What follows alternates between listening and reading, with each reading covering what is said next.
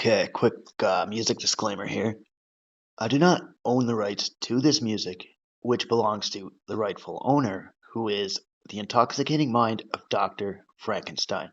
So he made my intro and my outro, and I hope you guys enjoy. Check them out on Spotify and YouTube, and no copyright infringement is intended. Have a good day.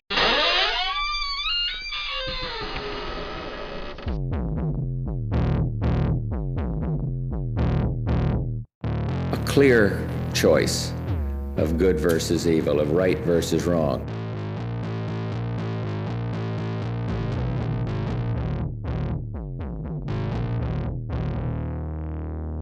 Twisted Tales.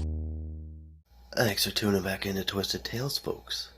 So my next little tale, we're going to talk about the unsolved murder of Kerrie Ann Brown.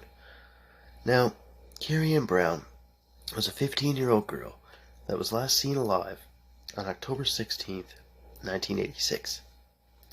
She was born August 19th, 1971, in Burke Falls, Ontario. Everyone who knew or hung out with Kerrie said she was amazing, a very bright and smart girl, well loved by her family. She also had two brothers, the first, Trevor, and the second was half-brother Ian. Now, Trevor was 1 year older, and Ian was 4 years older than Kerrie. They were a very close-knit family, pretty much almost inseparable, right? A very happy-go-lucky teen, and she spent most of her time with her best friend, Nicole. Hope I say this last name right, Zahordny? Now, the family moved to Thompson, Manitoba, where the father, Jim, worked in the mine at Inco. The city's about 761 kilometers north of Winnipeg. It's been originally founded in 1956 as a mining town. So, Inco Limited was a Canadian mining company, pretty much the world's leading producer of nickel for much of its time, before they sold to Brazilian mining company in 2006 for $19.4 billion. And Kerrie's mother, she actually worked at a local hospital as a medical transcriptionist, and her name was Anne. Now, on the night that Kerrie disappeared, this was October 16th, Kerrie and her friends were attending a party on Trout Avenue. And this was in Manitoba, so they decided to kind of have this on a Thursday night, as there was no school scheduled for the next day. Now, that way the kids could hang out and not have to rush home or anything like that. So everybody at the party kind of knew each other. There were no strangers among them, and it was mostly just everyone from school. Now, everything had been going good. They were hanging out, laughing, carrying on. But things got a little awkward when an old boyfriend of Kerrie's had entered the party with another girl.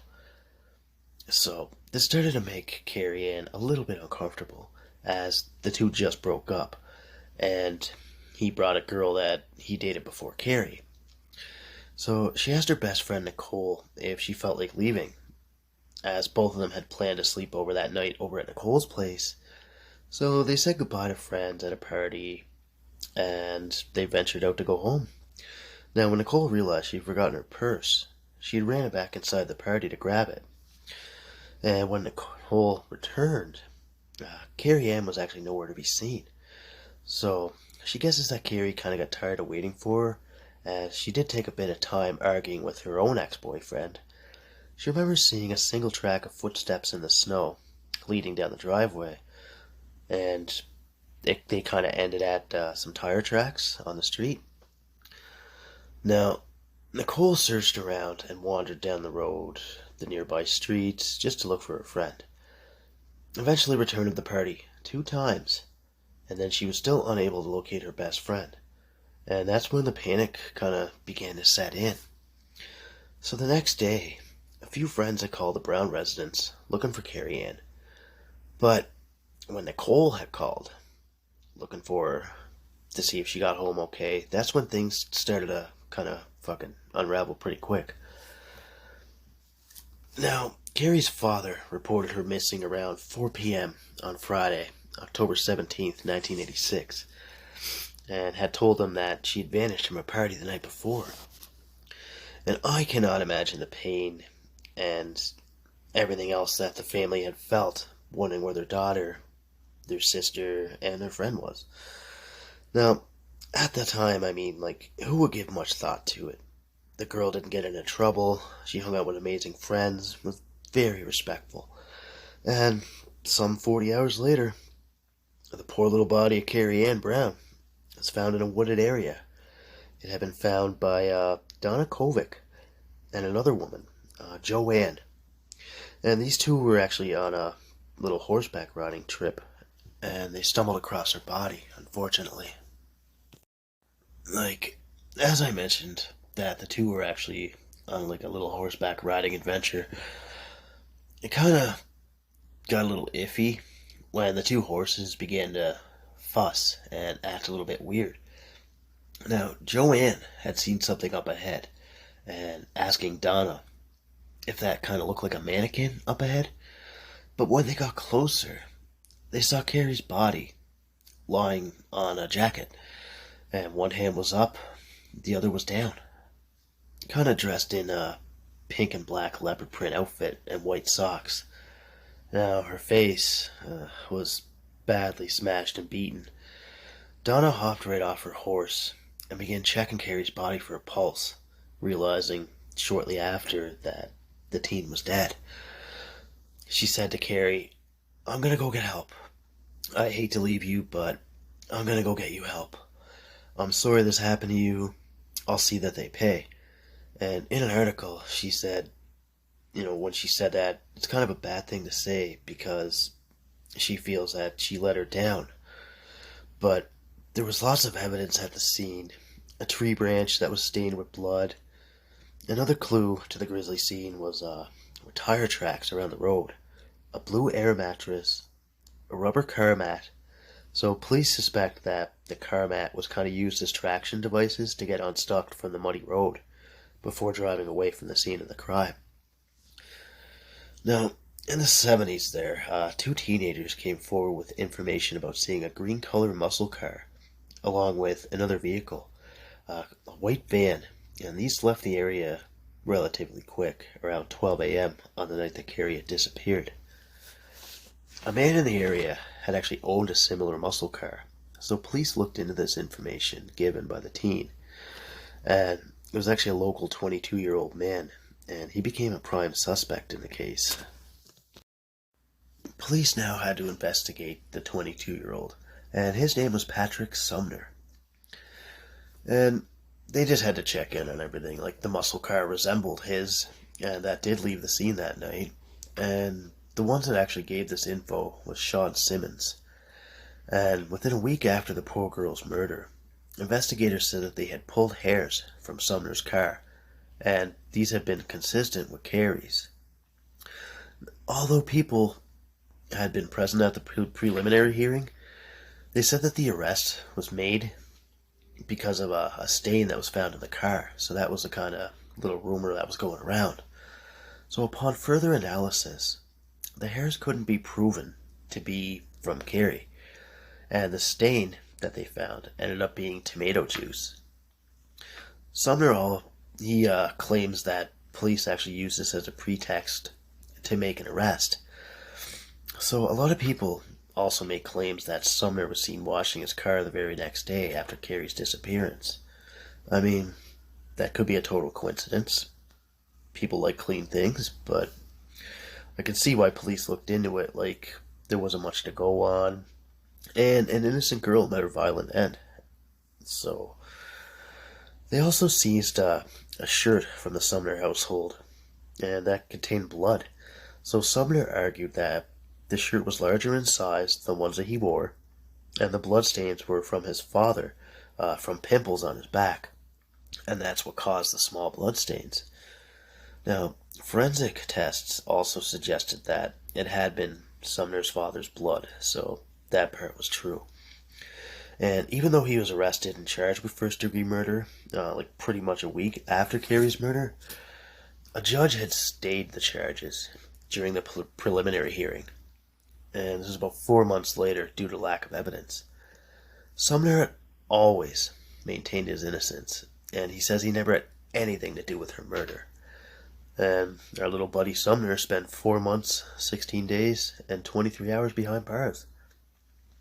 Now, these actions had definitely tarnished his reputation. Like, even after such a long time, like, even now, like, he still resides in Thompson.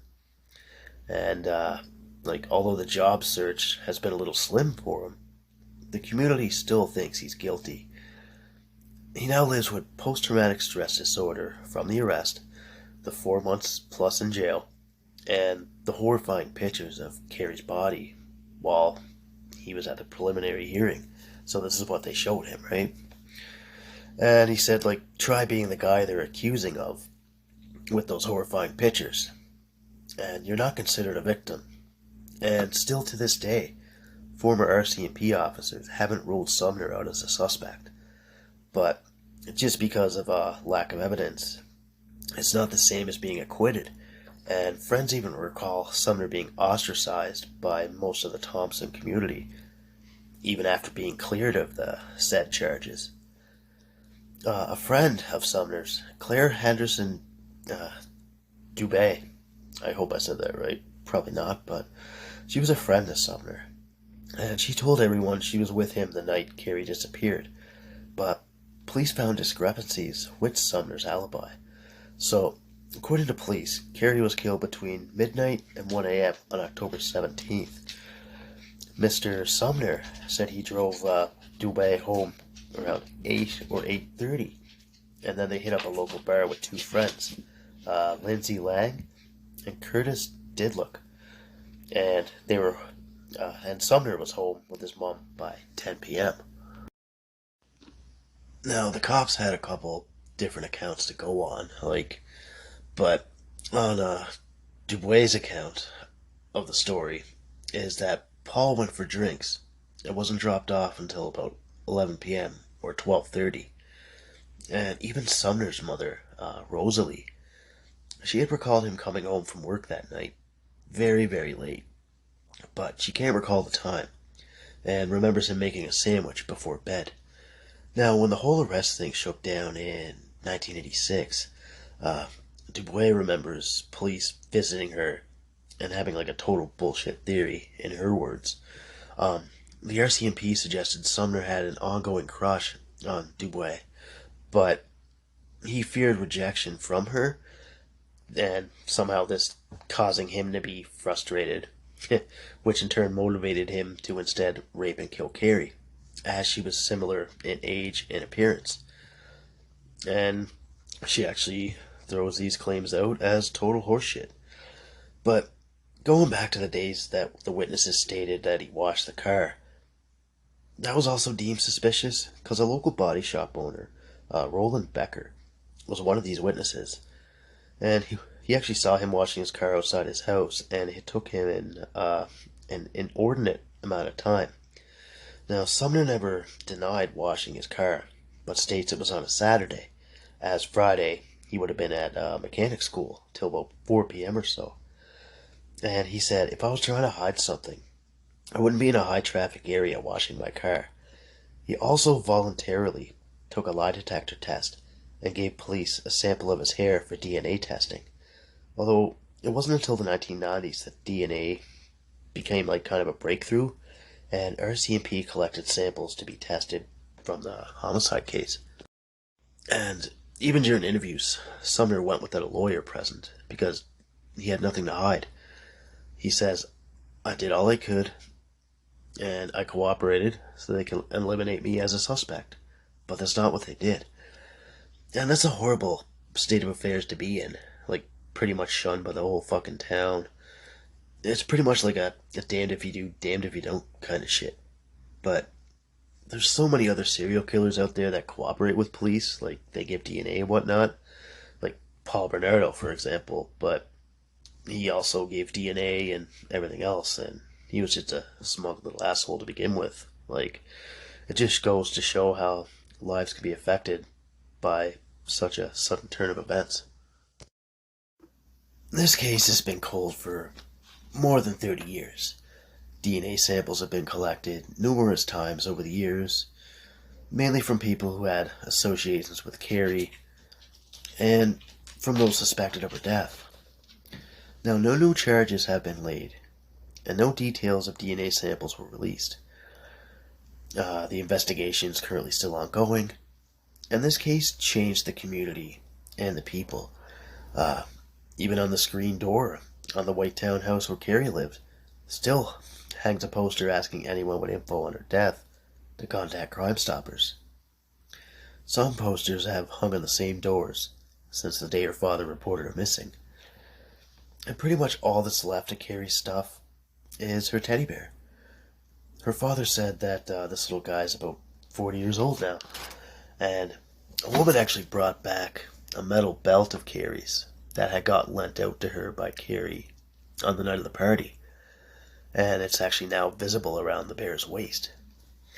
Kerrie's brother, Trevor, mentioned losing his sister has caused him to struggle with alcohol issues and depression. Like, it destroyed my dad and my family, he said. Even Kerrie's mom was in a devastating state. She actually died of cancer at 57, 15 years after her daughter went missing and murdered. He recalls that she wasn't in a good state, even when this happened, and it kind of drove her into a darkness that she never returned from. I, myself, can't imagine what the family went through. Like, this family needs closure, and hopefully with newer DNA equipment and tests, I hope that they get a breakthrough and they get some peace someday. And there's, like, still some questioning about the case that comes into play.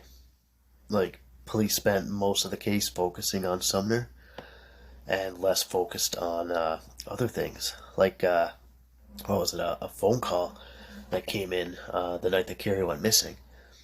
Now, a phone operator named Marnie Schaefer greeted a self-professed killer more than 30 years ago. The call stated that he had just killed someone. Schaefer recorded the call and remembers the caller was terrified when she was recording. And the call actually came in about 2 hours after Kerrie Ann vanished from the house party, and almost 14 hours before she was reported missing. And that's pretty much everything I got for you guys on this case, and I hope you guys liked it. There's also like a podcast out there called Someone Knows Something, and I'll post that in the link to the story here. I haven't listened to it, but I mainly just do my research, and like all this information was researched and gathered like by myself. But I don't listen to other people's podcasts and get info from all their stuff, because that's their own personal stuff, right? Like, that's their shit, not my shit. So there's that, right? But I want to thank everybody for like tuning back in. Like, I really appreciate you guys keep me going. Like, even on my rough days, like I'm sick as hell right now, and it's a great time, I'll tell you. But podcasting certainly keeps me occupied. So I thank each and every one of you guys for that. Like, you're sending me stories to do, and it's pretty cool. And like my podcast get listened to like everybody around the world. There's some places I'd like to hit up a little bit more, so you can follow on Spotify. I actually added on to iHeartRadio, Amazon Music app, and Spotify for podcasters. So you can also email me some stories at twistedtalespodcast@outlook.com. Now, you guys rock, so thanks for everything. I really hope you guys like this, and sorry it took me a little bit, but I've been busy with work and dealing with my sickness shit, so thank you very much, guys. You enjoy your weekend. Take care. Thanks for tuning back into Twisted Tales. She went to the house party on Thursday night. She wasn't found until Saturday. So, yeah, the next day, the Friday morning, Friday nights, I was at my good friend Jerry's place, and I came home just before lunch, and people were calling for Kerrie, her friends, and I said, well, she's at Nicole's, as far as I know. She spent the night at Nicole's, her best friend's house. But it was when Nicole called just after lunch, and we told her, well, she was looking for Kerrie, and we told her, well, we thought she was at your house. And so she started calling their friends, and she called us back right away and said no one knows where she is. So it was a sleepless night, Friday night, needless to say, and then Saturday, it was early afternoon, doorbell rings, and we're still looking for her. And the doorbell rings, and it's two of Kerrie's acquaintances at our door. I don't recognize them, but they introduce themselves to me, and they ask who I am. I tell them who I am. And then they say to me, they found a body at the stables, and they won't let us near it. And I remember kind of like, why are you telling me this? But needless to say, just as I was about to go out the door with them, the phone rings upstairs. I hear it ring, and I wait. My dad answers it up in the bedroom, and I hear him going, "Yep, yep, just acknowledging somebody talking to him." And then I hear him hang up the phone, and he comes to the top of our stairs in our house, and I'm down at the bottom, and I look up at my dad, and he says, "Trev, that was the police. They want me to come down to the hospital and identify a body." And he says to me, "That's my little girl." That's all he said. I'll never forget it. The shock that kind of went over me, and I was in denial mode from that moment on. I said, "Well, we're going out there. I'm going to see what I can find out. We don't know anything yet." We came back into the city, and by the time I got back here to the house, my mom and dad were going out, getting ready to go out the door to go to the hospital. And we got taken into a room, and my dad was taken away from that room. My mom and I were left in there by ourselves. And then my dad came back. He was being taken to identify the body. And when he came back, he was stone silent. And I remember my mom saying, "Is it her?" And my dad said nothing. And then my mom screamed, "Is it her?" It screamed. And my dad says, "Yep." Just says, "Yep." And my mom just started bawling. And I was in shock. Like, you can't process that kind of information. And I remember the cop coming up to my dad and said, "We're going to do absolutely everything in our power to find who did this to your little girl, Jim. I promise you that." We're coming up on 11,000 nights since this happened. And that's a long time to not have answers and to obsess on something. And I know my dad hasn't had a good night's sleep in 30 years. My mom died not knowing who did this to her little girl. I have a brother in Selkirk, as I mentioned, I have a brother in Selkirk who wants answers. I want answers. And at the end of the day, Kerrie deserves justice. And these cowards, which is all they are and all they were, they've avoided it, right? They've been able to avoid and elude justice for 3 decades.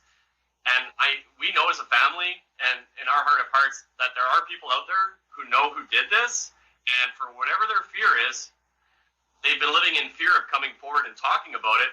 But the time is past for that. There's no need to live in fear of these individuals anymore. In fact, I'd be safe. I think it's safe to say that they're scared themselves right now, and they're in fear of being caught for having done this.